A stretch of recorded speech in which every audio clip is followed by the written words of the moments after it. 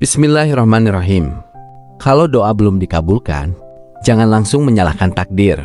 Bisa jadi bukan ditolak, bisa jadi belum diminta dengan cara terbaik. Hari keempat, kita tidak menambah doa baru. Kita memperbaiki caranya. Karena seringkali yang keliru bukan harapan kita, tapi cara kita mengetuk pintunya. Dalam hadis yang diriwayatkan dalam Sahih Bukhari dan Sahih Muslim, Rasulullah SAW menyampaikan bahwa di sepertiga malam terakhir, Allah turun ke langit dunia dan berfirman, "Siapa yang meminta kepadaku, akan aku beri. Siapa yang memohon ampun, akan aku ampuni." Perhatikan, bukan siang hari, bukan saat ramai, bukan saat kita sibuk, tapi di sepertiga malam terakhir. Waktu sahur bukan hanya waktu makan, itu waktu pengabulan. Maka hari ini kita perbaiki 4 hal. Yang pertama, redaksi doa. Seringkali kita berdoa terlalu umum. Ya Allah, mudahkan rezeki. Ya Allah, lunasi hutang.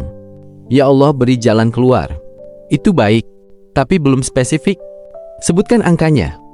Sebutkan kebutuhannya. Sebutkan target waktunya. Kalau hutang 15 juta, sebut 15 juta. Kalau ingin omset tertentu, sebutkan angkanya. Kalau ingin perbaikan rumah tangga, sebut bentuk perubahannya. Allah Maha mengetahui. Tapi kita diminta hadir dengan kesadaran penuh. Yang kedua, waktu meminta. Kita sering berdoa setelah lelah, setelah sibuk, setelah semua urusan dunia selesai. Padahal ada waktu sunyi, saat manusia tidur paling lelap. Disitulah pintu langit dibuka. Sahur lebih hening, lebih jernih, lebih dekat. Yang ketiga, cara meminta. Rasulullah SAW menyampaikan bahwa posisi paling dekat seorang hamba dengan Rabb-Nya adalah saat sujud. Sujud bukan hanya gerakan. Sujud adalah totalitas. Dahi menyentuh bumi, hati merendah sepenuhnya. Kalau ingin benar-benar dekat, mintalah dalam sujud. Yang keempat, siapa yang meminta? Kadang kita fokus pada kalimat doa, fokus pada waktu mustajab, fokus pada posisi sujud, tapi lupa melihat ke dalam diri. Bukan untuk menyalahkan diri, tapi untuk membersihkan jalan. Tobat bukan hanya mengucap astagfirullah. Tobat adalah menghentikan yang menghalangi. Kalau masih menunda sholat, perbaiki sholatnya. Kalau masih ringan, berbohong dalam bisnis, hentikan. Kalau ada penghasilan yang belum jelas kehalalannya, benahi perlahan.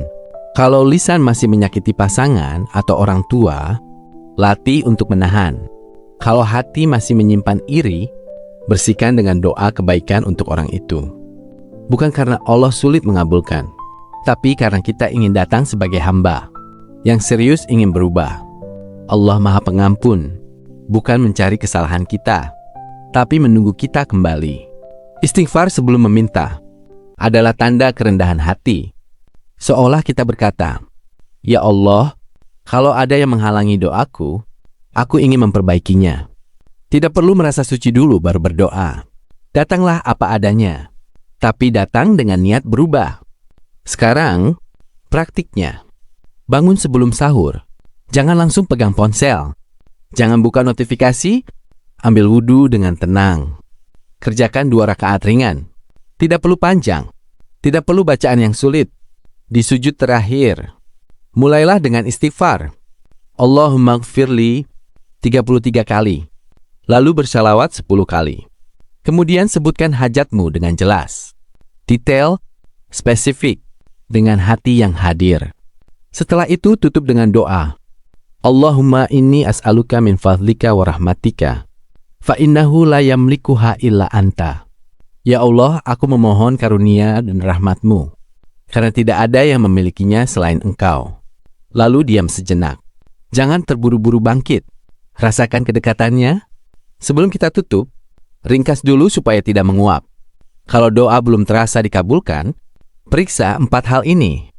Redaksinya. Sudahkah spesifik? Waktunya? Sudahkah dipindah ke sahur? Caranya? Sudahkah diminta dalam sujud? Dirinya? Sudahkah dibersihkan dengan tobat? 4 ini sederhana, tapi sering diabaikan. Sekarang, jangan hanya paham. Lakukan malam ini juga. Aksi nyatanya jelas. Lakukan saat ini juga. 1. Set alarm lebih awal untuk sahur. Oke, saya tunggu. Sudah di-set? Saya anggap sudah. Kalau belum, pause dulu, set dulu. 2. Tulis satu hajat paling penting. Detail. Jangan umum. Tulis di HP Anda, bukan note atau aplikasi catatan di HP, atau ke diri sendiri, pause dulu.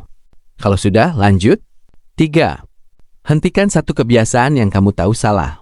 Mulai dari yang paling nyata. Komitmenkan dulu saat ini kebiasaan apa yang ingin dihapus, tuliskan. Silakan pause dulu. 4. Kerjakan 2 rakaat. Minta dalam sujud. Diam, hadir. Tidak perlu banyak. Tidak perlu panjang. Yang penting sungguh. Ini yang dikerjakannya nanti. Hari keempat bukan sekedar meminta. Hari keempat adalah memperbaiki diri sebelum meminta. Dan ketika cara berubah, seringkali hasil ikut berubah. Ramadan jangan disia-siakan. Sampai jumpa esok. Kita upayakan lagi.